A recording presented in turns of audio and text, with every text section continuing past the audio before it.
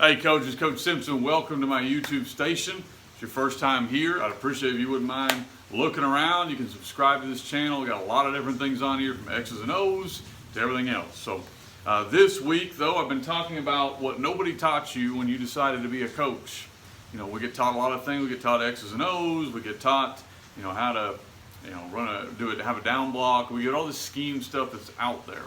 And there's not a lot of material that talks about, hey, there's some other things you kind of need to know, which is my first book that is available on my website, fbcoachsimpson.com. It's called Find a Way, What I Wish I Had Known When I Became a Head Football Coach. One more announcement, I'll get into today's subject. This is membership month over at fbcoachsimpson.com. I'm trying to have a limited group of coaches that I work with and can cater to their needs as we kind of move forward. That's a big shift as far as my career path has gone, and I want to make sure that I'm doing everything I can to support those coaches. And the guys that I'm really going to be working towards are the guys that are in that group. If you've had a chance, you can check out the membership group over at my website. I tried to make it where it was a reasonable expense for a coach, and I even threw in this month some free materials so that you actually would probably end up saving money if you're looking at buying a book or buying a course or buying whatever you might be interested in. If you want to keep looking at the free stuff, that's fine too. Don't forget to check out Headsets, the magazine over there. Just go to fbcoachsimpson.com/headsets. A lot of free stuff there also. All right, so let's talk today about motivating 101. So motivating your athletes. I am not a master motivational guy. You can kind of tell. I think I've got some energy. I enjoy what I do, but I'm not a PJ Fleck.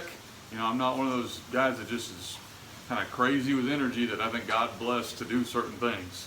So the first thing I want to tell you about motivation is be self-aware of who you are. A lot of times as coaches, we want to be somebody else so bad that we try to emulate them, but that's not really us. There's nothing wrong with finding great characteristics of great coaches and trying to act on those. But know who you are, know how you're coming across, and a lot of times that takes some conversations with people that are in your circle of figuring out, how am I coming across to other people? It's just being self-aware. Understanding that you may not be a rah-rah guy. You have to find other ways to motivate. Okay? You may be that, but you also don't want to be just known as a crazy guy. So you need to kind of be very aware of how you are coming across to other people. That's actually my next business venture, probably 4 or 5 years down the road. Be self-aware coaching, so be on the lookout for that a couple years from now when I've lost even more hair. All right. Also, know your players. So know yourself and know your players. Players are motivated differently. Some players enjoy the rah-rah. Some players enjoy the getting in their face. Some players need encouragement. Some players are logical players that want to know the X and O and the Y.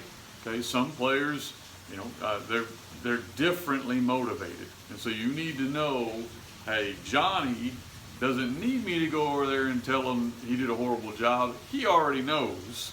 He needs me to show him how to fix it. Bobby, he just needs me to get my foot in his rear end a little bit. And so you need to kind of know your players and know yourself to how you're going to motivate those guys. Because it's not all the same.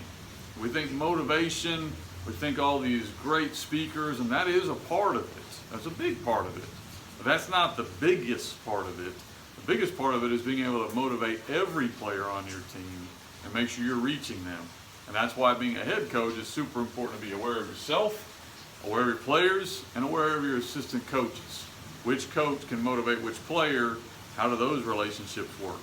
The job of a head coach, in my opinion, is being a master relationship builder so that he understands how things need to work to motivate different people. And it's a very difficult job. That's why there aren't very many just super great head coaches who have been around for a long, long time. Those guys know how to motivate different groups of people. Okay? Honesty.